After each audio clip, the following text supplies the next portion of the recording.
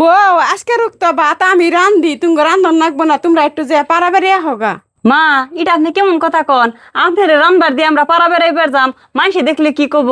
বউ মাইসে যাবো না তাই কই গে, আমি কিছু না করলেই তো হয়। আর তোমরা তো কোনোদিন কোনো হানে যাও না, হে 6 মাস পরে একদিন হে বাপের বাড়ি যাও। জীবন বেড়া তো তোমরাই আমার রান্দা খাওয়াবে, আজকে আমি তুমি রান্দা খাওয়াই।